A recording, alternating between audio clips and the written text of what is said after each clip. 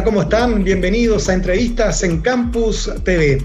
En este capítulo vamos a hablar sobre la situación de las precipitaciones, el déficit de agua caída en la región del Maule, también las proyecciones que hay respecto a este tema. En el segundo bloque estaremos conversando también respecto a un concurso interesante que se está desarrollando en la capital regional y que tiene que ver con ideas para qué hacer en la manzana donde se ubica la cárcel de Talca, que pronto se va a trasladar de ese lugar y qué se puede hacer ahí respecto a este barrio cívico, cómo reactivarlo, cómo también vincularlo con el medio ambiente, en fin. Son los temas que vamos a abordar en este capítulo. Y para empezar, lo que les decía anteriormente, vamos a conversar respecto a la situación de las lluvias. Junio y julio llovió bastante acá en la región del Maule, pero parece que no fue suficiente. Queremos saber respecto a esta situación, cuánta agua debería caer para que terminemos con el déficit y la sequía que nos afecta en nuestra zona y también en todo el país.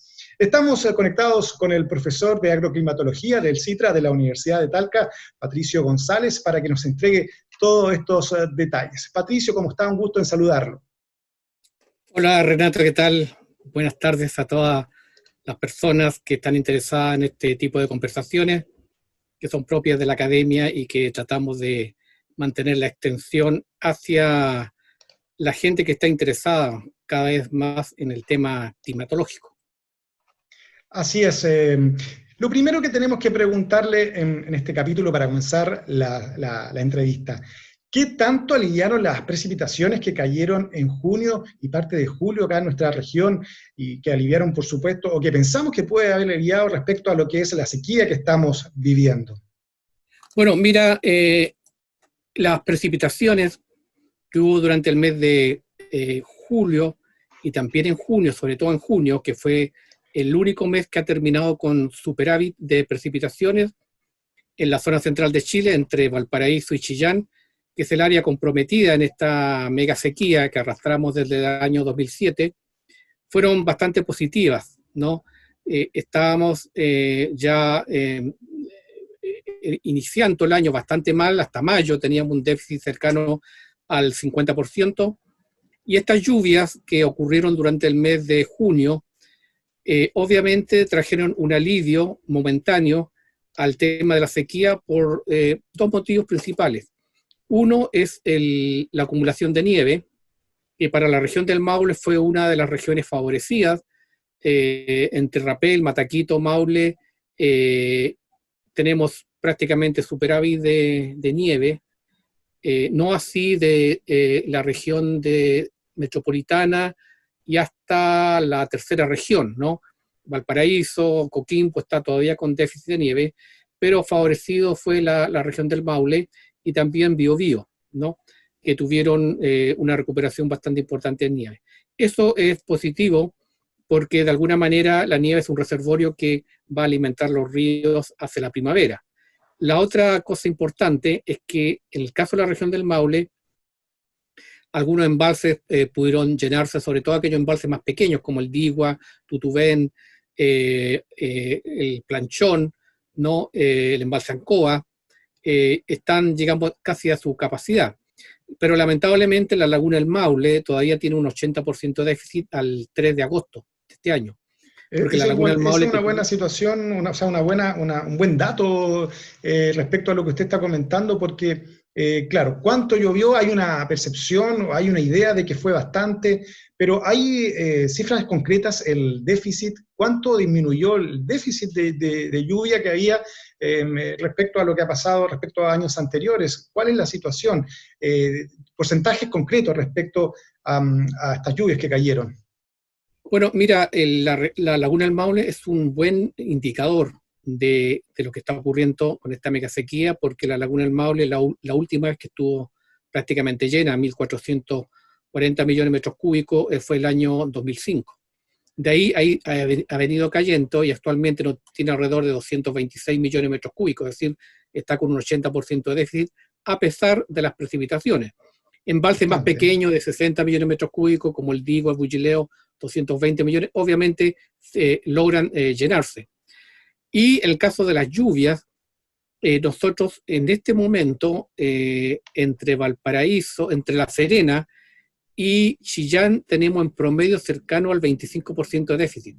Chillán incluso tiene un cercano al 32-33% de déficit. Talca en este momento está cercano al 20%, ¿no? La región metropolitana, que es una de las grandes regiones con casi 7 millones de habitantes, está cercana al 23-24%, ¿no? Y hacia el norte, La Serena está con un 30%, es decir, estas lluvias que fueron positivas por un mes, en el mes de junio ya el mes terminó con déficit, cercano a un 10-12%, y el mes de agosto calculamos que va a terminar con un déficit bastante alto, cercano quizás al 40-50%. Entonces, un mes que fue muy lluvioso por factores climáticos muy precisos, que no se volvieron a repetir en junio, ni tampoco se van a volver a repetir en agosto, afortunadamente dieron un alivio, un respiro a esta mega sequía, pero que el proceso no ha terminado, porque un estudio que hicimos nosotros en nuestro Centro de Agroclimatología y Riego, CITRA, de los últimos 100 años, determina que la década del año, desde el año 2000 hasta el 2019, ¿no? El 2010 al 2019, prácticamente tenemos en promedio 440 milímetros de precipitaciones, cuando en las décadas anteriores Talca tenía un promedio cercano a los 600 milímetros. Bajo Entonces, harto. esta década ha sido la más seca de todas, ¿no? Si tú calculas que te llevamos Sí. 13 años, en que los años han terminado con déficit, obviamente estos se van acumulando y en un promedio de 10 años tenemos obviamente problemas para lograr levantar este déficit que empezó el 2010 y hacia el 2019, ya 2020, todavía estamos en los 440 milímetros si sacáramos un promedio, ¿no? Recordemos que en los años 80, por ejemplo, en la década del 80, Talca sumaba en 10 años prácticamente 680 milímetros, ¿no? La década del 30, por ejemplo, del 40, Talca tenía cercano a los 700 milímetros como el promedio decenal. Entonces, obviamente un mes es importante porque en el mes de junio rompe algo y da un respiro para la agricultura. Pero en el tema global es un problema que continúa, este déficit de precipitaciones, y en regiones muy emblemáticas de Chile, que tienen mucha población, como la región metropolitana o Valparaíso, o regiones que ya están en área de desertificación, como Copiapó, La Serena, todavía tienen problemas bastante altos en cuanto a déficit, tanto de precipitaciones como de nieve. La más beneficiada con este proceso de invierno fue la región del Maule, que logró tener una importante acumulación de nieve, pero Itata, por ejemplo, terminó con déficit, y del Maipo al norte están bastante bajos en nieve. Tienen, el Maipo, por ejemplo, tiene un 55% de déficit de nieve, ¿no? En el caso de Petorca, Aconcagua, están con un 24% de déficit de nieve. Entonces no ha sido regular este impacto de las precipitaciones. ¿Y cuánto se necesita de lluvia para terminar con la sequía y no estar tan preocupados por este tema, o acercarnos a un nivel que por lo menos nos permita estar algo más tranquilo? ¿Cuánto tendría que llover? ¿Cuánto es lo que se necesita para poder estar un poco más tranquilo respecto a este tema? En este momento, por ejemplo, Talca tiene 388 milímetros y debería tener 471. O sea, en este momento estamos cercanos al 20%. Eso Y es en claro, Talca respecto a este año. Claro, respecto a este año. En Talca llueven aproximadamente 670 milímetros. O sea, falta todavía casi más del 40% de las precipitaciones para que recién la región del Maule llegue a un año normal, ¿no? Y si vamos a la región metropolitana, también necesitan cercano al 50% más de lluvia, que debiera caer entre agosto y diciembre, para lograr recién el año normal. Entonces, nos falta todavía un 40-45% entre la región del Maule y la quinta región para lograr recién el año normal. Ahora, si queremos superar esta sequía, esta mega sequía, nosotros deberíamos tener al menos unos 3 años con precipitaciones con un 70% sobre el promedio. Si en Talca llueven 640 milímetros, 3 años que llovieran 900 milímetros, ¿no? Que precipitaran 900 milímetros, con eso se rompe este ciclo de déficit de precipitaciones. No basta un mes, ¿no? Un mes es para salvar el año desde el punto de vista agrícola para la región del Maule, ¿no? Perfecto. Seguramente... ¿Salvamos el mes, o sea, salvamos el verano, la situación, la temporada agrícola con lo que llovió ya este año? Yo creo que sí, que vamos a estar un poco ajustados, va a tener que, de alguna manera, las grandes cultivos como el arroz, el trigo, el maíz, que necesita mucha agua, va a tener que ajustarse, pero ellos dependen de embalse, en el caso del arroz en Parral, del bullileo, el digua, que están casi a su capacidad, o sea, van a pasar bien el año, y la nieve de alguna manera va a tener los ríos con un caudal relativamente importante, no suficiente, pero relativamente importante por lo menos hasta febrero. Pero hacia el norte, hacia la región metropolitana y la quinta región, y la cuarta y la quinta, van a tener problemas para tener agua relativamente para la agricultura, en este caso, van a tener que cuidarla bastante bien. Entonces, fue una distribución bastante asimétrica esto de la nieve y las precipitaciones. Claro, y bueno, lo que se hablaba antes de las lluvias de junio, ¿no es cierto? Había se temía respecto a lo que podía pasar en la temporada ya que viene de verano con esto de la falta de agua, incluso se hablaba ya de los posibles el racionamiento eléctrico, en fin, habían situaciones que estaban ahí muy expectantes y que, bueno, con ese mes de lluvia parece que algo podemos respirar más tranquilo. Pero también se generó otra situación que quiero también que veamos algunas imágenes de lo que fue el caudal de las 7 tazas, que después de mucho tiempo volvió a tener estas imágenes que vemos, esta cantidad de agua. Pero la pregunta es, ¿esta es una recuperación solo transitoria o nos vamos a tener que acostumbrar a ver a ríos tan importantes como estos, de gran atracción turística, con poca agua? ¿Cuál es la situación, cree que se puede dar acá? ¿Podríamos acostumbrarnos ya a ver algo con menor agua? ¿O esto que pasó, esto que hemos visto, esta imagen tan bonita de las últimas semanas en julio también, donde la vimos con nieve incluso, o es algo netamente transitorio? ¿Qué nos puede decir respecto a esta situación, a estos fenómenos? Mira, en realidad, cuando llueve en forma muy intensa y en corto plazo, como ocurrió en el mes de junio, obviamente se reactivan todos aquellos caudales que estuvieron por largo tiempo sin la precipitación. Acordémonos que nosotros veníamos saliendo de un año 2019 de una sequía extrema, casi un 50% de déficit. Entonces, obviamente, esa gran cantidad de precipitaciones reactiva, en el caso del Radal 7 Taza, en el caso del Río Claro, Loncomilla, lo activa ese caudal. Pero obviamente que a medida que las lluvias empiezan a declinar, las precipitaciones empiezan a decaer, obviamente también empiezan a decaer estos sistemas, porque son netamente activados por la pluviometría. Entonces, obviamente, si esto cae, en agosto es deficitario, y septiembre creo que también va a ser deficitario, ya llega la primavera, obviamente con más viento sur, con más cielo despejado, obviamente es posible que empiece también a decaer estos caudales, ¿no? Ahora de frentón podríamos decir que viene, disculpe, que viene un año o lo que queda de este invierno con pocas precipitaciones. ¿Hay una proyección respecto a eso, a cómo vienen los próximos meses? Usted ya habla de que agosto viene con poca agua. Sí, nosotros habíamos dicho en una entrevista anterior, en el mes de julio incluso, que ese mes de julio y agosto iban a terminar con déficit. Julio terminó con un 10% de déficit. Y agosto, por lo menos en este momento, está con un gran bloqueo anticiclónico de altas presiones frías, que nos da un viento sur muy frío, con cielo despejado, y que se va a mantener por lo menos hasta el 15 de agosto, ¿no? Que es la proyección. Yo creo, mira, hay un fenómeno que está ocurriendo en el Océano Pacífico, que es el fenómeno de la Niña, que es un enfriamiento de la zona, de la temperatura del mar en la zona ecuatorial central, y este fenómeno, cuando baja la temperatura, por ejemplo, de 26 grados baja a 22, que es el enfriamiento que tiene, normalmente se acentúa la caída pluviométrica en la zona central de Chile, ¿no? Eso, los registros que hay desde el año 1950 a la fecha, indica que cada vez que ocurre el evento La Niña, este enfriamiento del Pacífico en la zona ecuatorial, hay un bloqueo de las precipitaciones entre, yo diría, la tercera región hasta la región del Biobío, que es donde este sistema aplica. O sea, este fenómeno de la Niña ya está confirmado que se presentaría acá, ¿sí?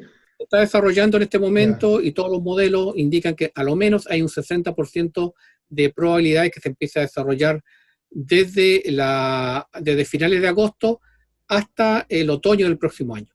¿no? Entonces, ya un 60% indica que la tendencia se está generando, ¿no? Así lo indican los modelos estadísticos y los modelos dinámicos que se están estudiando este fenómeno.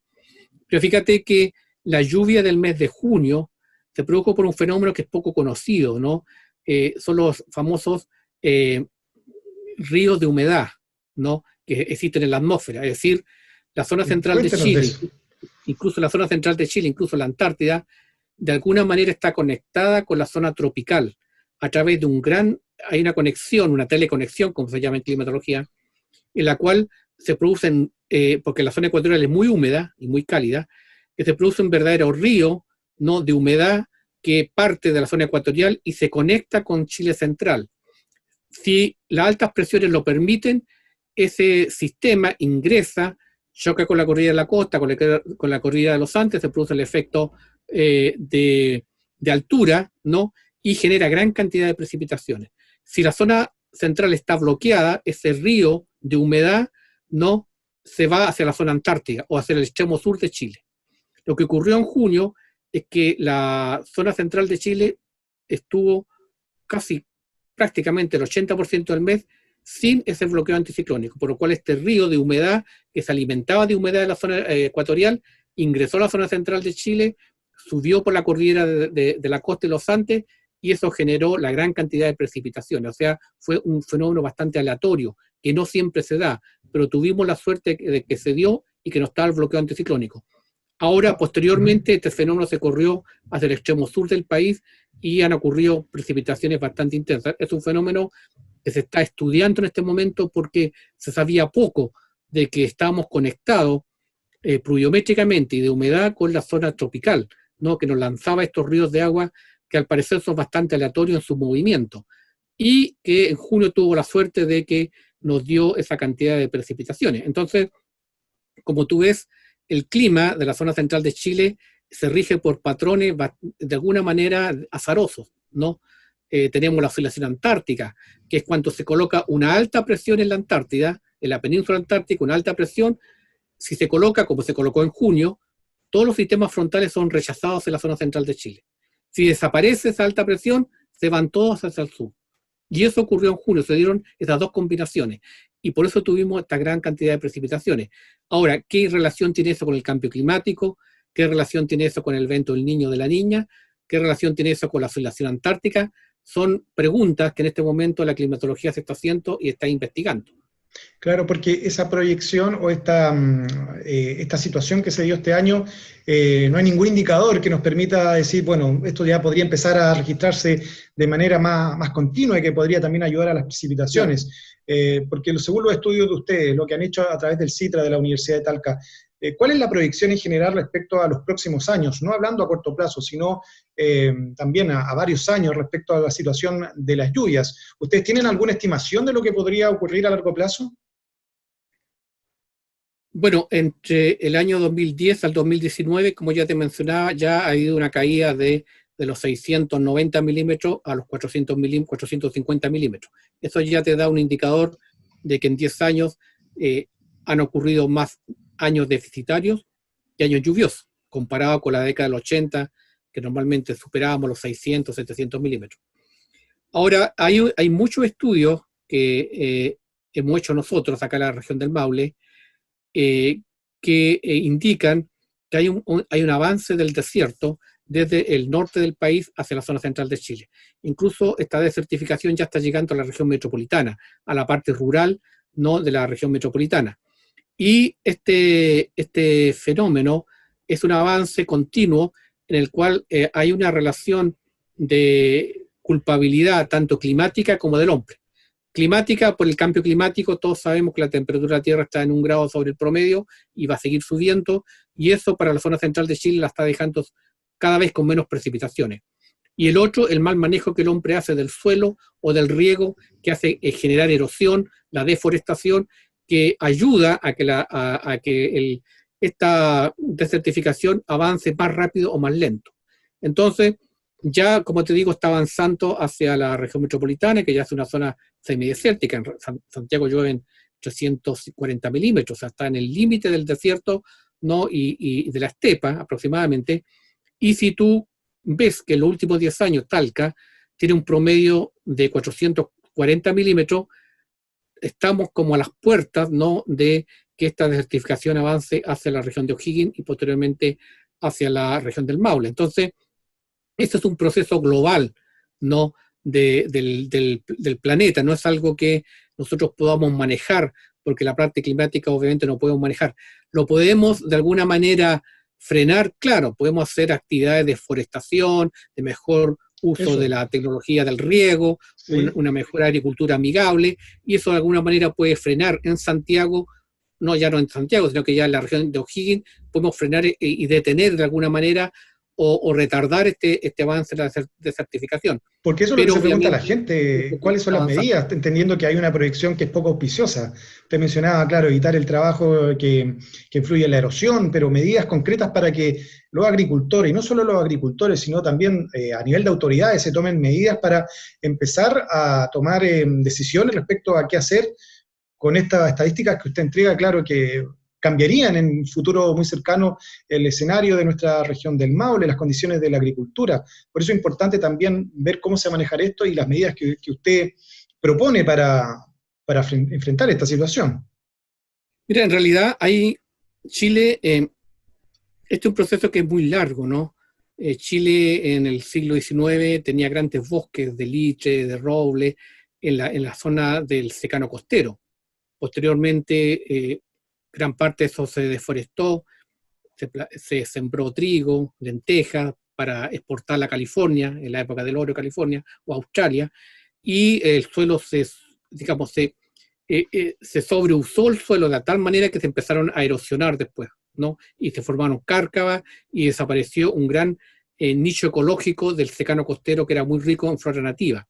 Posteriormente vino la reforestación de pino para la celulosa, ¿no?, que de alguna manera era la única alternativa, al parecer, que había, y posteriormente vino este gran incendio, un mega incendio del 2017, que afectó a la región del Maule, a la región de O'Higgins también, y eso obviamente, que de alguna manera es culpabilidad del hombre, hace que los suelos en este momento en esa área estén prácticamente expuestos a la erosión, ¿no? Entonces ahí tienes tú un ejemplo cómo el hombre destruye un ecosistema que es un tercio de la región del Maule, ¿no? El otro tercio de la zona central, el Valle Central, y el otro tercio de la cordillera.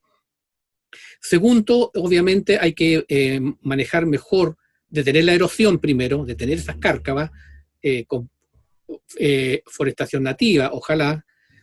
Y en el Valle Central, uno de los elementos principales son las malas prácticas de riego, utilizar riego por tendido, por surco, que se aprovecha el 30% del agua y se pierde el 70%, y esa agua que escurre por el suelo, lava el suelo y se lo lleva al río, y suelos que demoran millones de años en formarse, se van en una temporada hacia el mar, O ¿no? sea, hay harto por Entonces, hacer ahí. O sea, usted me habla de que el hay mucho por hacer. 30% solo se ocupa para el riego y un 70% se pierde prácticamente. En Hay un trabajo importante por desarrollar ahí. esas técnicas de riego que son bastante coloniales y que no se abandonan por tradición muchas veces. Nosotros en el CITRA hemos hecho muchos proyectos de parcelas demostrativas para ayudarle a los agricultores a utilizar riego por goteo, por aspersión, riego por manga, que utiliza el agua necesaria y no daña el ecosistema, pero cuesta ingresar a cambiar una mentalidad que por años se viene de alguna manera transmitiendo de generación en generación. Pero estamos trabajando con la escuela agrícola, con los niños que de alguna manera manejan mejor la computación, los celulares, y a ellos les interesa mucho la estación automática, y obviamente a través de ellos estamos llegando a los mayores para ir cambiando esta acción, digamos, contra el suelo, en la cual obviamente estamos perdiendo fertilidad, ¿no? Entonces, son prácticas que el hombre tiene que hacer apoyados por el Estado, por el gobierno, porque son caras, para lograr que logremos de alguna manera una tecnificación mayor del riego, y sobre todo hay que cuidar mucho el suelo, porque el suelo no se crea de un año para otro. Un suelo se demora millones de años en formarse y es una capa muy delgada y muy frágil. Entonces la erosión está siempre expuesta a la erosión. Los suelos, por ejemplo, en el secano costero, prácticamente desaparecieron. Suelos que eran muy fértiles para el trigo, para la lenteja, ahora tú no tienes suelo, tienes cárcavas, que son erosiones rojas, no hendiduras, en las cuales ahora ni siquiera hay árboles que puedan protegerlos de la lluvia intensa. Entonces, obviamente nosotros tenemos que pensar que de aquí al 2050 el clima nuestro va a ser, por lo menos vamos a bajar de 640 milímetros en Talca a unos 550 milímetros, ¿no? Entonces, con esa menos agua, vamos a tener que hacer una agricultura de exportación, con cultivos que necesitan mucha agua, como los cereales, la fruticultura, que también necesita riego, la viticultura, y para eso tenemos que hacer una buena política de tecnificación, no queda otra.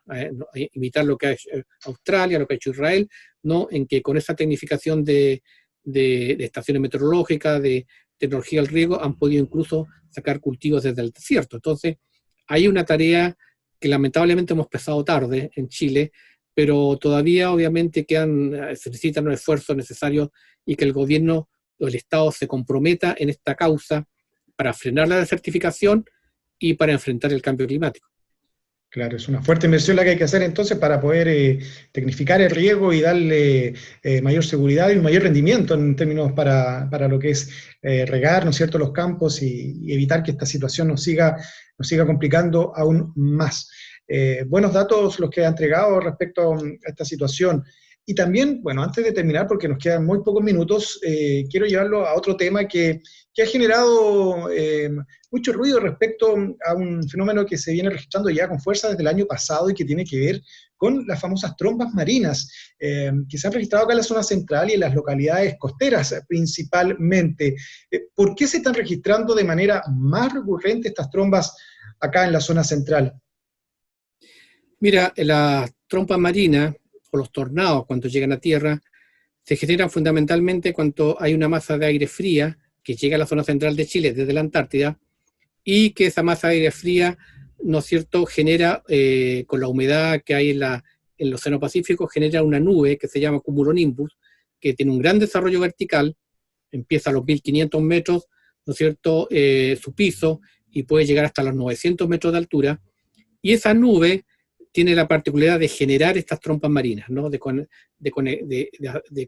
hacer que estas trompas marinas sean succión del agua, si en el mar, o si llegan a tierra, tener un diámetro que a veces no supera los 3, 4, 5 metros, pero con 210 kilómetros por hora en que gira, te puede destruir prácticamente toda una manzana, ¿no? Porque es bastante aleatorio su movimiento dentro de la zona, digamos, litoral. Entonces, estas trompas marinas, que no hay un estudio en Chile en general que indique estadísticas de aparición de trompas marinas, ¿no? O que estas trompas se puedan generar en el continente, ¿no? También se pueden generar in situ en el continente. Entonces, yo creo que de alguna manera han estado presentes en Chile,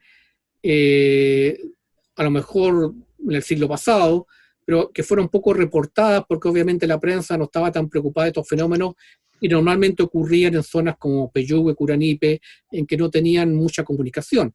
Ahora que los celulares están, digamos, todos tienen celulares, pueden filmar, obviamente dan cuenta de estos fenómenos cuando ocurren. O sea, no es un fenómeno nuevo, no es un fenómeno que uno diga, oye, empezaron a registrarse, es porque la tecnología ha permitido grabar estos fenómenos. No es un fenómeno nuevo, pero hay una teoría que dice que por el cambio climático podrían estar siendo más recurrentes, ¿no? Podrían estar siendo más recurrentes.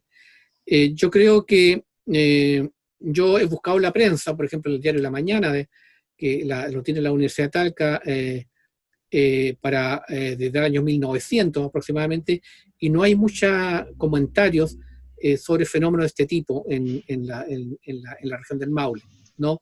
Quizá aparecían una vez cada 10 años o 2 veces cada 10 años, y a partir del año 2000 en adelante pareciera ser que podrían estar siendo más recurrentes por estos fenómenos que yo te estoy mencionando, ¿no? Que el sistema climático se ha remecido de alguna manera por el alza de la temperatura de la Tierra, y están apareciendo estos fenómenos que están en estudio. La climatología es una ciencia que está en permanente investigación, nada está dicho, ¿no? Y es por eso que a veces la conexión de estos fenómenos que ocurren en un minuto y en un tiempo y en un espacio determinado te generan un impacto, como puede ser una trompa marina, como puede ser una granizada, como puede ser con truenos, con relámpagos, en forma a veces más recurrente o más aleatoria. ¿No? Puede ser ese el caso. Entonces, hay una serie de eventos que obviamente la climatología lo está estudiando, la meteorología también lo está estudiando, porque pareciera ser que esta aleatoriedad del clima, producto del cambio climático, puede generar en cualquier momento un tipo de estas trompas que son netamente litorales, ¿no? Aparecen en la costa o en el mar, o pueden generarse in situ en el continente. Y te digo que el peligro de estas trompas marinas cuando llegan al continente es que su movimiento, a pesar de que tiene 2, 3, 4 metros de diámetro, pero gira a 110 kilómetros por hora, su movimiento es muy aleatorio, ¿no? Entonces, ahí está el peligro porque hay un zigzagueo por la ciudad y este zigzag puede provocar daño en todo un barrio y dejar otro prácticamente sano. Entonces, pudiera hacer que el cambio climático esté generando fenómenos colaterales que ayudan a que esto estén siendo un poco más recurrentes, sobre todo en el mes de invierno, primavera, que cuando estas masas de aire polares se acercan a la zona central de Chile, que son la causante de que se genere este cumulonimbus. Así es. Bueno, un tema muy interesante, da para mucho, ¿no es cierto? Pero hay que acostumbrarse a esta situación, al cambio climático y, bueno, trabajar de la mejor manera para que el impacto no sea mayor. Queremos darle las gracias a Patricio González, agroclimatólogo del CITRA de la Universidad de Talca, que nos ha acompañado en este capítulo, en este primer bloque. Muchas gracias por toda la información que nos ha entregado. Gracias a ustedes porque la televisión de la Universidad de Talca yo creo que cumple un rol fundamental porque lleva todo esto de la academia obviamente a un lenguaje que la gente pueda entender y pueda comprender, y la gente en general está distribuida en la región del Maule y ve mucho estos fenómenos, ¿no? Y los filma incluso y requiere una explicación. Entonces necesita saber qué está ocurriendo y cada vez se interesa más la meteorología, entonces obviamente que acá hay un buen espacio de conexión entre el punto académico y la sociedad para que cada vez está más empoderada en el tema del conocimiento sobre el cambio climático. Así que muchas gracias a ustedes por la oportunidad. Muchas gracias. Y nosotros hacemos una breve pausa y vamos a seguir conversando sobre otro interesante tema que ya le habíamos anunciado al principio de este capítulo. Espérenos solo unos segundos y ya estamos de regreso.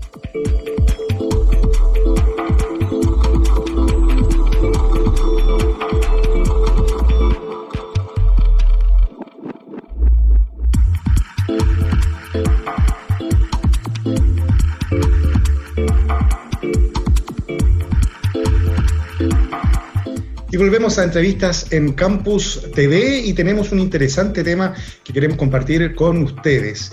La cárcel de Talca pronto va a dejar el tradicional lugar ahí en la Alameda. Hay muchas ideas respecto a qué se quiere construir o hacer en esa manzana en el centro de Talca.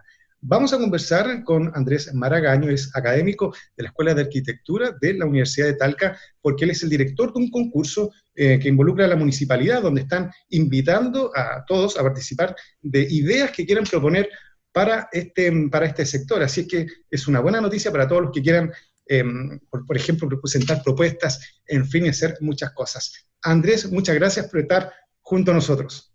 Gracias por la invitación. Gracias, Andrés, por acompañarnos. Y primero, bueno, una muy buena iniciativa. Quiero que nos cuente de qué se trata este concurso, donde usted es el director de esta iniciativa. Un concurso que ya se abrió, ¿no es cierto? Y que nos cuente un poco de qué se trata para que la gente lo conozca. Sí, mira, esto es importante porque generalmente con los temas de la ciudad uno generalmente desarrolla ciertas ideas para lograr objetivos, ¿no? Objetivos para la ciudad. En este caso hay un objetivo mayor, que no es el propio concurso, que sí ya es importante por la manzana a la cual se está refiriendo. Pero la iniciativa mayor es la regeneración, digamos, la transformación del centro de la ciudad.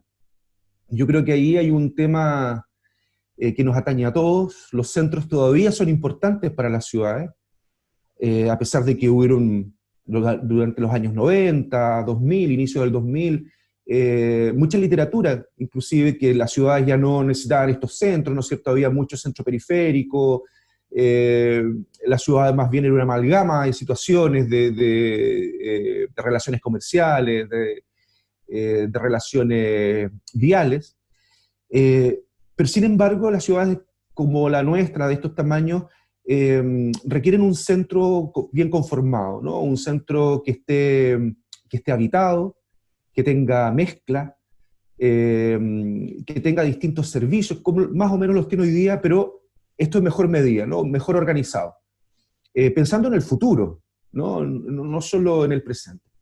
Entonces, el proceso de regeneración de una ciudad parte básicamente por la gente que interviene en esto, ¿no? La gente que tiene propiedades, los desarrolladores o inmobiliarios o los privados, pero también los agentes públicos.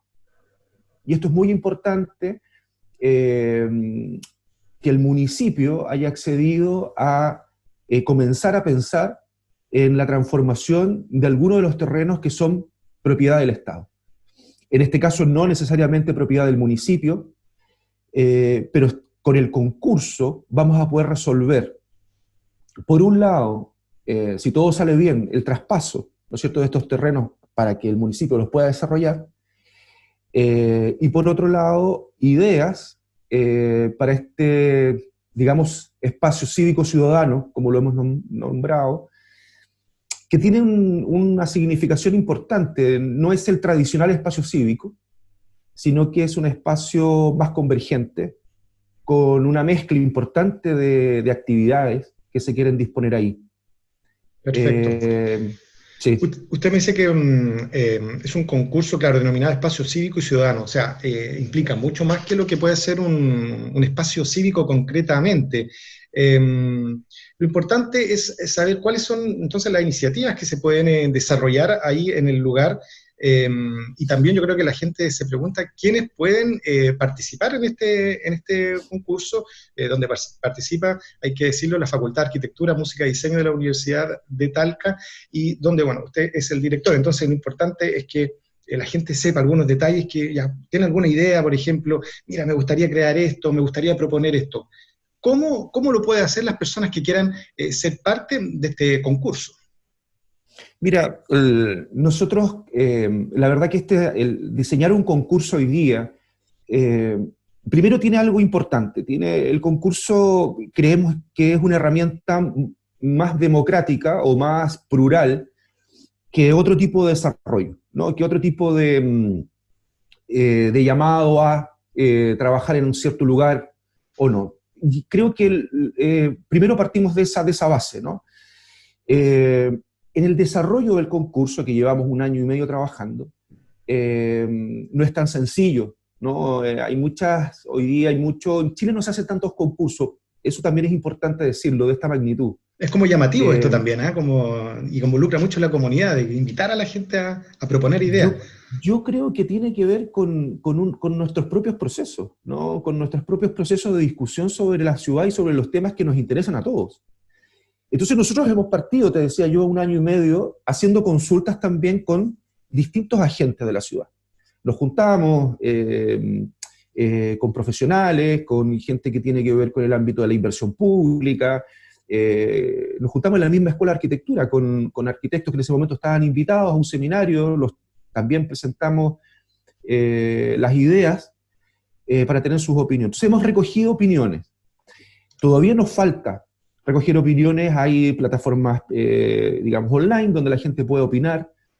El concurso no sanciona lo que se va a hacer ahí. El concurso es el inicio de la discusión de lo que se puede hacer ahí. Pero nosotros, por lo tanto, la gente va a tener cómo participar, no cabe duda. Además de las participaciones que ya hemos hecho y que ya te comentaba. Nosotros hicimos un preestudio, digamos una idea previa, de lo que nos gustaría que estuviese ahí a partir de las condiciones de la regeneración del centro de la ciudad, ¿sí? ¿Y hay alguna idea que llegue a la delantera ahí en mira, ese lugar, en la manzana que ocupa la cárcel actualmente? Yo creo que es ¿Alguna de toda idea que la lógica. lleve? Sí, no, yo creo que es de toda lógica, pensando en lo que la ciudad requiere. Ya. ¿Sí? Necesitamos, mira, los servicios públicos están fragmentados por la ciudad. A una persona que necesite hacer un trámite tiene que ir de un lado a otro, ¿no es cierto? Pero también implica un gasto al Estado, ¿no? Por lo tanto, es necesario, desde ese punto de vista, que hayan servicios públicos ahí. Servicios públicos que tengan que ver con una nueva forma de entender también el servicio público. Lo vamos a necesitar, ¿no es cierto? Nuestro desarrollo futuro depende también de que el Estado tenga, o la administración, tenga buenos lugares, ¿no es cierto?, donde nosotros podamos ser atendidos, pero además también donde se puedan desarrollar ideas o desarrollar, ¿no es cierto?, inversión. Por un lado, los servicios públicos deberían estar ahí. Lo mismo el municipio, requiere un edificio, está también segregado por la ciudad, también necesitamos focalizar algunas oficinas y algunas dependencias. ¿Y basta con actividades que tengan que ver con el servicio público respecto a cómo podemos revitalizar esto? Porque, claro, podemos hablar de que el servicio público es fundamental, pero ¿es efectivo para el desarrollo o potenciar y darle dinamismo a una zona que ha estado, recordemos, ha estado decaída después del terremoto del 27 de febrero del 2010 y también producto de las expansiones de la ciudad de Talca, que ha tenido durante los últimos años una expansión tremenda, entonces ha concentrado también otro tipo de centros comerciales en distintos puntos. ¿Cómo hacerlo efectivo realmente para que la gente vuelva a esta zona y esto se potencie? Mira, nosotros hemos pensado también en esa situación, el no crear un centro, claro, estas oficinas o como las antiguas calles de los bancos, ¿no? Que a un horario ya no existía, en la noche era terrible pasar por ahí, en algunas ciudades existen todavía. Existen, digamos, programas muy específicos, actividades muy específicas. Cuando hay actividades muy específicas, la ciudad tiende como a desvanecerse un poquito. Lo importante es la mezcla. Lo importante, las ciudades vitales crecen mezcladas, ¿no? Crecen congregadas en torno a ciertos lugares. Nosotros hemos pensado que el lugar tiene que tener vivienda. Tiene que haber una vivienda, tiene que haber gente ahí, hay temas de control social, también de uso, tiene que tener comercio. De todas maneras, el comercio de alguna manera religa, ¿no? Religa el caminar por el centro, ¿no es cierto?, le va dando continuidad. Obviamente tiene que tener estacionamiento, hay un déficit fuerte, ¿no es cierto?, de estacionamientos subterráneos en la ciudad. Es importante sacar los autos de las calles, ¿no es cierto?, y mejorar un poco la circulación de bicicletas y peatonales. Pensamos también que debería existir ahí un lugar que congregue gente, digamos, podemos juntar 2.000 personas, 3.000 personas en una actividad, un pequeño centro de convenciones, digamos, no tan pequeño, un mediano centro de convenciones que la ciudad lo requiere, por cierto. No hay dónde juntar 3.000, 2.000 personas hoy día. Y obviamente también debería haber un lugar, un espacio para la memoria, ¿no? O sea, la cárcel ha sido digamos, un evento que ha estado en el centro de la ciudad por muchos años. Nos imaginamos que también... En muchas ciudades las cárceles siempre están en los centros de las ciudades. También siempre. Y hay un proceso, ¿no es cierto? A todas las ciudades les ha pasado un proceso de renovación de esos lugares. De hecho, para el terremoto del 28 ya se pensó en sacar la cárcel de ahí, pero finalmente se construyó solamente este edificio de fachada, porque siempre ha estado, ¿no es cierto?, el hecho de, bueno, ¿por qué no se puede trasladar y ocupar ese terreno con una actividad que sean de otro tipo? Entonces, yo creo que ahí estamos colocando un pedazo de ciudad, ¿no? Comercio, vivienda, servicios públicos, zonas también ciudadanas para la memoria, quizás un pequeño museo de sitio, y este centro de convenciones. Esto nosotros se lo hemos entregado a los concursantes para que nos digan cómo es, ¿no? Cómo es este lugar. ¿Qué otro evento o qué otras características tiene que tener? ¿Cómo va a ser su vinculación con la Alameda? ¿Cómo va a ser su vinculación con la Diagonal? ¿Cómo va a ser la estructura verde? ¿Qué le vamos a ofrecer a los ciudadanos, digamos, para que sea un lugar convocante. Eso es importante saber dónde la gente conoce las bases de este concurso para poder participar. Por lo que vi también ahí en algunos sitios de web, hay premios también a los que se adjudiquen esta iniciativa. Cuéntanos un poco eso para los interesados. Sí, mira, talca.cl se pueden meter en las páginas del municipio, están las bases, son obviamente gratuitas y disponibles. Creo que interesante también ver está la justificación del concurso, está por qué se proponen esos programas, los lineamientos en general. Nosotros, Chile, ¿no?, tiene hoy día un Consejo Nacional de Desarrollo Urbano, donde están involucrados distintos ministerios, las universidades, la sociedad civil. Yo creo que de alguna forma durante 20 años, 30 años de desarrollo del país, que era como lo veamos, nos hemos olvidado un poquito de nuestras ciudades. Y en ese sentido también el concurso está en estas líderes, ¿no? Está también con los trabajos que ha hecho el Consejo sobre la resiliencia de las ciudades, sobre la transformación, los temas de pandemia en el futuro, ¿no es cierto?, la ciudad del futuro, la ciudad chilena, la equidad, ¿no?, en la ciudad.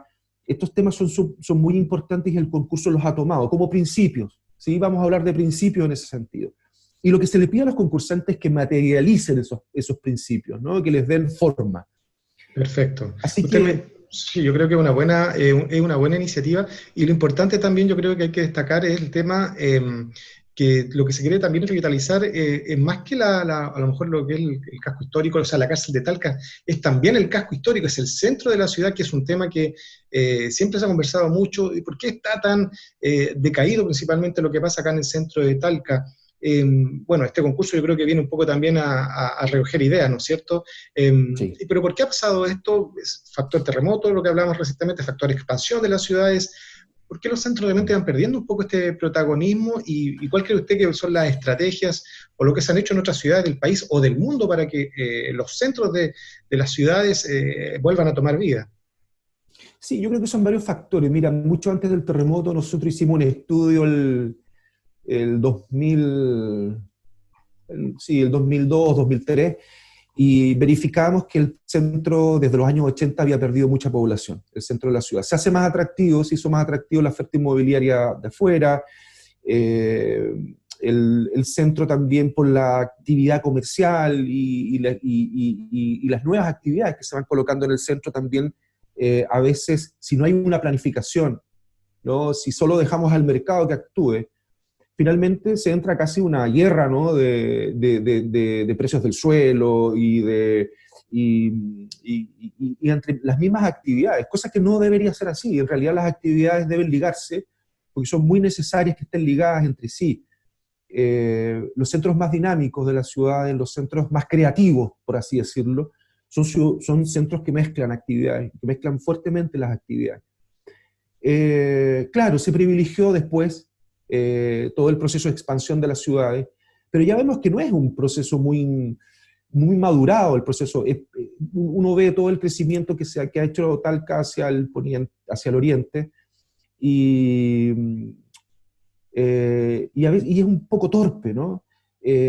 Falta ligazón, faltan espacios públicos, faltan servicios, falta un montón de cosas, está más tacos por todos lados, ¿no? Todo el sector de las rastras. Tampoco ha crecido una buena ciudad hacia allá. Me parece a mí que los centros, como todo, ¿no es cierto?, tienen un periodo, y muchas veces en las ciudades volvemos sobre los pasos, ¿no? Y volvemos a pensar, oye, pero ¿por qué? Bueno, el centro todavía tiene la capacidad. Después del terremoto, evidentemente, tenemos 56 hectáreas, ¿no?, en el centro, en las 400 hectáreas del centro, más o menos, que uno podría decir, este es el centro de Talca, el Damero, ¿no es cierto?, hasta el crecimiento hacia 1925, más o menos. Uno dice, bueno, todavía ahí hay 50 hectáreas en las cuales se puede trabajar y vitalizar el centro. Ahora, ¿por qué es importante además? no solamente por la historia, no solamente porque básicamente uno pasa por el centro y logra ver la historia de la ciudad, ¿no es cierto? Porque además también es equitativo el centro. Albergaba gente de distintas clases sociales, lo puede hacer todavía, tiene servicios a la mano, es económico, en realidad yo puedo hacer mis trámites caminando si vivo en el centro. Muchas familias lo requieren. Algunas familias requieren irse, tener, ¿no es cierto?, porque necesitan más espacio, pero también hay familias que necesitan del centro, que son jóvenes que están recién casados, suponte tú, y necesitan porque trabajan ahí. Es necesario que haya una oferta importante en el centro. Los centros además no solamente son equitativos, sino que además también son económicos, es decir, bueno, en los desplazamientos por ahí, ¿no? El que yo tenga concentrados los servicios. También me permite a mí también, cierta concentración me permite a mí también cierta economía, en el caso de no tener que desplazarme grandes tramos en auto o en transporte público. Y ahí tocamos otro tema, el transporte público que pasa por el centro, ¿no es cierto? Todos los transportes públicos pasan en el centro, seguramente vamos a tener que pensar en el futuro otro transporte público, distinto al que teníamos antes de la pandemia. Bueno, el centro articula, ¿no? El centro en realidad potencia, mezcla, es un espacio de reconocimiento y tiene una expresión ciudadana también muy importante. No tiene una expresión de grupo, ¿no? No tiene una expresión de fragmento social, sino que tiene una expresión convocante. Por lo tanto, yo lo digo con harto optimismo, porque a mí veo que los centros son todavía muy, muy articuladores de la ciudad. Y no me refiero a la ciudad como un elemento material o como una preocupación aparte, me refiero a la ciudad de los ciudadanos, o sea, me refiero básicamente a nuestras propias dinámicas, digamos. Perfecto. Bueno, claro, uno habla de la importancia de los centros y quizás también esto de descomprimir también a veces es bueno, porque también hablamos un poco de lo que mencionaba recientemente que tiene que ver con las congestiones de la ciudad, el tránsito.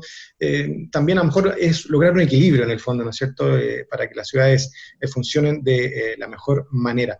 Pero también lo quiero llevar a un punto, sobre todo lo que está pasando hoy día en el mundo con la pandemia que obliga a vivir poco concentrados y quizás por mucho tiempo. Por eso, ¿cómo debería planificarse, según usted, una ciudad hoy día donde vamos a tener que aprender a vivir con el tema de no vivir tan concentrados? La pandemia va a cambiar seguro mucho el estilo de vida de las personas y las ciudades también van a tener que adaptarse a ello. ¿Cómo debería planificarse la ciudad o qué se está haciendo ya en base a este tema que por supuesto es delicado y tenemos que acostumbrarnos? Bueno, predecir cosas a veces es muy complejo, digamos. Yo, más que predecir, diría yo cuál podrían ser las tendencias, como una forma de dejar asentado eso nomás, porque básicamente las dinámicas, sobre todo en los últimos 10 años, han sido muy, muy fuertes, ¿no? Hemos cambiado mucho los chilenos en la manera en que percibimos las cosas. Mira, por un lado yo creo que es probable que inicialmente se piense en esto, ¿no? En que haya que desconcentrarse y que la gente busque seguir en la expansión de la ciudad. Ahora tú dices una cosa muy importante, dices tú, bueno, ¿cómo planificamos? La planificación es algo que no ha estado sobre la mesa en Chile, ¿no? La planificación ha tenido un desprestigio enorme durante mucho tiempo y nos hemos dado cuenta que requeremos planificar, requeremos que las ciudades tengan una organización, debemos organizar las cosas, si no, esto del laissez-faire, del mercado que regula todo, es muy complejo porque después es muy difícil dar vuelta atrás, ¿no? Hay mucha inversión de por medio, entonces es un trabajo arduo. Me da la impresión de que nosotros, efectivamente este dicho le gusta las densidades, ¿no? Le gusta actuar en grupo, cuando la gente hay mucha densidad de gente. Yo creo que ahí lo que sucede, me da la impresión de que podrían suceder dos cosas. Una primera cuestión es cómo convivimos en la ciudad, ¿no? No necesariamente podemos vivir densificados, con una densidad aceptable, ¿no es cierto? Pero organizados. O sea, podemos vivir en ciudades grandes, muy densas, pero si tenemos una organización, si tenemos un civismo, si podemos comportarnos en la ciudad como debemos hacerlo, ¿no es cierto? Yo creo que no va a haber ningún problema con que podamos habitar en ciudades un poquito más densas. Sobre todo ahora con lo que hablábamos recientemente, a lo mejor desconcentrar las ciudades, claro, puede ayudar desde alguna perspectiva, pero que sea regulado, o sea, también que el centro no pierda su esencia y que la gente siga asistiendo a este lugar y no... Yo creo que sí. Claro, y no muera este lugar, porque hay puntos que están realmente vacíos en la capital regional, por lo menos en Talca, y eso como que da un poco de pena también, dice, chuta, ¿qué pasa con eso? ¿Cómo se reactiva? Yo creo que tenemos que empezar a aprender a convivir en ese sentido. No veo la necesidad de ser tan drástico, es decir, no podemos densificarnos. Mira, y todo lo contrario, el centro permite caminar, por ejemplo, que es un factor también importante, ¿no? O sea, yo creo que debemos pensar en la movilidad de las ciudades. La movilidad es muy importante, la movilidad es un factor también de equilibrio, como decías tú antes, en términos, bueno, de dónde habita la gente y los estilos de vida, ¿no es cierto?, cómo los conecta, la infraestructura nos conecta, para eso sirve en definitiva. Pero también es un síntoma de equidad social. Y esto es importante. Yo veo que las planificaciones futuras de la ciudad deberían acertar con, primero, definitivamente, tener una lógica de planificación, tener una lógica estratégica, no una planificación, ¿no es cierto?, antigua, sino una planificación contemporánea, una planificación pensando en el futuro, en los dinamismos, en las actividades, en la cultura, en el trabajo, por cierto. Pero también que en cada sector, la Florida, ya habíamos nombrado las rastras, ¿no es cierto?, el sector, digamos, norte y sur, hayan pequeños centros también. Esto es necesario. Centros primarios, ¿no es cierto?, como los centros donde esté la salud, los CEFAM, por ejemplo, congregan un montón de gente, la salud es un tema muy importante, pero todas esas distribuciones las podemos hacer a pie, ¿no es cierto? Podemos tener cortos periodos en movilización pública para llegar a esos lugares, ¿no? Que yo pueda servirme, pueda tener buenos equipamientos, pueda tener servicios cerca de mi lugar sin tener que desplazarme enormemente. Eso como primera opción, ¿no es cierto? Los primeros centros donde esté mi área barrial, ¿no? mi residencia, pero que estén conformados, ¿no es cierto? Que hayan servicios, colegios y todo aquello. Y luego viene el centro mayor, ¿sí?, que es la ciudad, que es el centro urbano, que ahí yo voy a hacer otros trámites, ¿no es cierto?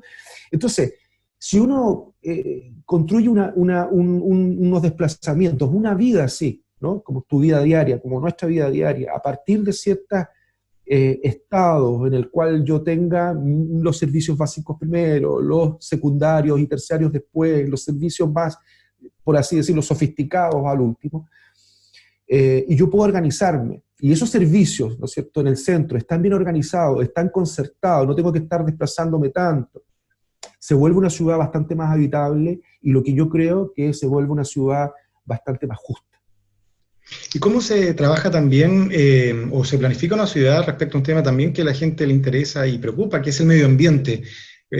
¿Cómo se organiza una ciudad o cómo se está planificando para mantener esto y respetarlo, que es un concepto que hoy día entra a nivel de todos los temas, de todos los puntos, el medio ambiente? ¿Cómo se planifica una ciudad en torno a esto? Mira, esto es también un tema súper recurrente desde el principio del siglo, que los temas, inclusive, sobre todo con los temas de la revolución industrial, donde surge además la palabra urbanismo, ¿sí? Ahí surge, ¿no? Surge la necesidad con las ciudades muy contaminadas, y que las ciudades habían alcanzado cierta expansión, surge la necesidad de estos higienistas, ¿no? Esta gente que proponía el árbol como un elemento de ventilación, los sistemas naturales que entraran a la ciudad. Hay proyectos famosísimos que a veces lo vemos en la película, como el Central Park de Nueva York, ¿no es cierto?, que vemos siempre la gente corriendo por ahí. Bueno, eso es un proyecto de ese tipo, ¿no? Es un proyecto que se hizo de muy largo aliento, que conectaba los parques exteriores de la ciudad con este parque interior. Es decir, desde hace mucho tiempo, y los ecologistas lo saben muy bien, la naturaleza funciona conectada también, ¿no? Como nosotros, ¿no? Nos parecemos mucho a nuestra naturaleza. Necesita estar conectada y necesita ser diversa y necesita estar cerca, ¿no? Con distancias para poder constituirse como tal y ser efectivamente un beneficio para las ciudades en términos ambientales. Y esto se toca con el coronavirus, pero también se toca con otros temas, con la propia ambiente. O sea, Talca es una ciudad que está contaminada, ¿sí? Y tenemos que hacer un esfuerzo grande. Fíjate que volvemos de nuevo a las historias del pasado. La ciudad estaba cruzada por canales. Estos canales no los hemos recuperado todavía. Hay una oportunidad importante ahí, no solamente el Esteropiduco, sino el Cartón y otros canales que hemos ido olvidando, ¿no? Los hemos dejado como residuos, pero que en realidad podrían ser detonantes de una estructura verde o de una infraestructura verde mucho más poderosa y beneficiosa para la ciudad. Ahí hay otro código, quizás otra tendencia que podríamos evaluar con este escenario del COVID-19, pero también lo podemos evaluar desde el punto de vista de nuestro propio habitar, de los tiempos que vamos a tener en el futuro para poder estar en la ciudad como espacio público, como los lugares a los cuales vamos a habitar, también como amenidad, también como esparcimiento. El verde urbano es muy importante. La infraestructura verde de la ciudad, tanto agua, vegetal y todos los componentes de esta ecología que debemos trenzar, que debemos matizar, que debemos mezclar también con nuestra propia cotidianidad. Así es, y bueno, un tema que da para mucho, ¿no es cierto?, el medio ambiente, las áreas verdes de la ciudad. Yo creo que da para un capítulo completo también este tema. Pero para finalizar, porque ya se nos acaba el tiempo, ¿cómo ha sido el trabajo y el aporte de la Facultad de Arquitectura, Música y Diseño de la Universidad de Talca en este permanente trabajo de contribuir al desarrollo de la capital regional? Hoy día lo vemos que están participando en este concurso del municipio, pero en general, ¿cómo ha sido el trabajo que realizan ustedes en torno a este tema? Mira, yo siempre lo digo de esta forma. Nuestra actividad académica, nuestros estudiantes tienen un arraigo en el Valle Central, en la región en realidad, muy fuerte. Ellos desarrollan permanentemente obras en distintos sectores, en el territorio, sectores rurales, en la costa, en la cordillera de la costa, en la cordillera de los Andes. Estamos permanentemente situados en ese territorio, pero siempre ha sido de nuestro interés también como tal, como territorio, la ciudad. Y no solamente Talca, también hemos colaborado en Parral, en Cauquenes, en Curicó. Siempre estamos interesados en poder aportar a estos espacios urbanos. Y cuando hay iniciativas como esta, cuando las autoridades creen en transformar o que pueden ser factor de transformación, fíjate que siempre ha estado este problema, ¿no es cierto? Las autoridades duran 4 años, 8 años, y estos proyectos urbanos son de largo aliento. Es difícil comprometer a las autoridades en estas líderes. Y se entiende, porque claro, su periodo es más corto, ¿no es cierto? Siempre trasciende. Yo creo que la universidad ahí tiene un valor, una posición. Nosotros nos quedamos un poquito más de tiempo, ojalá, y podemos llevar adelante ciertas iniciativas y compartir esas iniciativas. Por lo tanto, siempre hemos estado interesados en colaborar cuando se trata de transformaciones en la ciudad y ya sea el tema del bypass, ¿no? Que estuvimos también asesorando, ya sea en el Río Claro o donde en realidad surja la necesidad o que nosotros pongamos el tema o que se nos cite a colaborar, nosotros encantados. En este caso es el terreno de la cárcel, un terreno importantísimo para la ciudad, que esperamos finalmente que pase a manos del municipio para poder comenzar su transformación para beneficio de todos, ¿no es cierto?, para beneficio de toda la capital regional y como capital regional también para toda la región. No cabe duda que no solamente los talquinos usamos la ciudad, sino que también hay usuarios que vienen de afuera, por lo tanto este es un compromiso un poquito mayor y es un terreno importantísimo. que ojalá este concurso y yo creo que también nosotros mismos, ¿no? Tú con esta entrevista y la gente que se interese por el tema, empujemos un poco esa transformación, porque no depende solo de las autoridades, también depende un poco de nosotros mismos, ¿no? De los mismos ciudadanos que intentar mejorar cada día nuestra ciudad. Así es, importante entonces el trabajo que realizan ustedes como facultad, lo que se está haciendo ahora con este concurso, felicitarlos por estas iniciativas y que resulte todo un éxito. Queremos darle las gracias, Andrés, por estar en este programa y bueno, estamos atentos también a lo que está pasando con esta iniciativa. Muchas gracias por estar acá junto a nosotros contándonos todos estos detalles, estas miradas también respecto a lo que es la ciudad. Muy bien, Renato, muchas gracias. Gracias, Andrés. Bueno, y de esta manera ya ponemos fin a este capítulo de entrevistas de Campus TV. Muchas gracias por estar junto a nosotros.